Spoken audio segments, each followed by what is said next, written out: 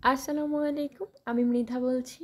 আশা করি সবাই ভালো আছেন। আলহামদুলিল্লাহ আমিও ভালো আছি। প্রতিদিনের মতোই আজকে আপনাদের সামনে সুন্দরভাবে চলে আসলাম। আমি আর আজকে দৈনন্দিন জীবনে কী করছি সেই ব্লগ না। আজকে আমি স্পেশাল একটা ব্লগ নিয়ে আপনাদের সামনে চলে এসেছি। আমার ভিডিও দেখে বুঝে গিয়েছেন আমি কোন পাতাটা কি শাক ধুচ্ছি। হ্যাঁ, এটা থানকুনি পাতা। কে কোন আঞ্চলিক ভাষায় কী বলে জানি না। আমরা তো আদামনি একটা নাম আছে ওটাতে বলি। অনেকে এটাকে হচ্ছে শুদ্ধভাবে যেটাই বলি থানকুনি পাতা। যাই হোক, এটা আমরা শহর বা গ্রাম অঞ্চল সব বাজারেই দেখতে পাই।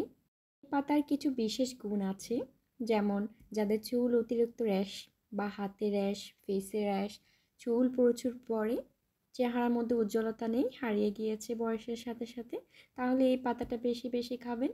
এটার সাথে যদি আলু বা মাছ একটু ফ্রাই করে একটু মরিচ বা পেঁয়াজ রসুন দিয়ে মাখা চাকা করি, অনেক মজা লাগে খেতে। এই যে দেখতে পেয়েছেন পাতাগুলো ভালো করে ধুয়ে নিয়েছি। এই পাতাতে কিন্তু অনেক বালি থাকে, তার চেষ্টা করবেন বেশি পানিতে রেখে ধুয়ে নেবেন। আমি তো পাতাগুলো ভালো করে ধুয়ে তারপর একটা ঝাঁকিতে রেখে পানি সরাচ্ছি। অন্যদিকে আমি শুকনো মরিচ একটু টেলে নিচ্ছি, হালকা একটু তেল দিয়েছি আর অনেক পরিমাণ মরিচ দিয়েছি। আমি এটা বয়ম করেও রাখবো যে পরিমাণ লাগে মশলা। আমি 3টা আলু আগে সিদ্ধ করে রেখেছিলাম, তারপর 1 পিস মাছ ফ্রাই করে নিয়েছি। আলুগুলো আমি খোসা ছাড়িয়ে নিচ্ছি। আসলে যাই করবেন কষ্ট ছাড়া কখনো মিষ্ট মেলে না। কিছু খাবার শখের কিছু শখ পূরণ করতে গেলে কষ্ট অবশ্যই করতে হবে।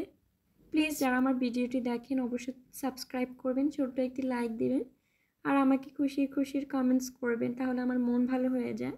অনেকেই হচ্ছে ভিডিও দেখেন কিন্তু সাবস্ক্রাইব করেন না, লাইক করেন না, মনটা ছোট হয়ে যায়, ভিউ হচ্ছে না, এই বুঝি হাল ছেড়ে দিচ্ছি, ভালো লাগে না।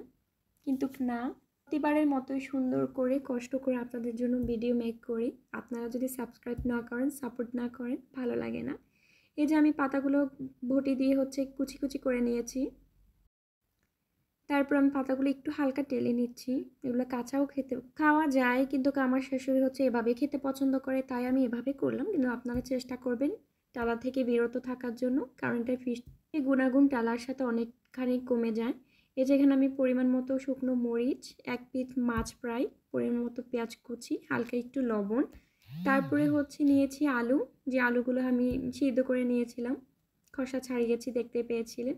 তারপর আমি সবগুলো মিক্স করে ভালো করে মথে নিচ্ছি। আমি ভাবলাম যে পাতা না দিয়ে এভাবে একটা আলু ভর্তাও করা যায়, মজা লাগে খেতে। শুধু আলুর ভর্তা আমরা যেভাবে করি সেম ওভাবেই, শুধু এখানে পাতাগুলো অ্যাড করব। পরিমাণ মতো সরষের তেল দিয়ে দিয়েছি আমি এখানে।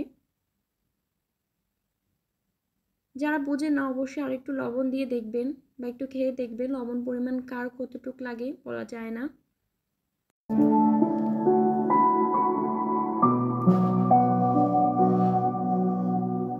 এই যে আমার থানকুনি পাতা রেডি হয়ে গিয়েছে, অনেক মজা হয়েছে খেতে। আমার শ্বশুর শাশুড়ি তো চেটে পুটে খেয়েছিলেন, অবশ্যই বাসায় এটা ট্রাই করবেন, অনেক ভালো লাগবে খেতে। প্লিজ যারা সাবস্ক্রাইব করেনি সাবস্ক্রাইব করবেন, একটি লাইক দিয়ে পাশে থাকবেন।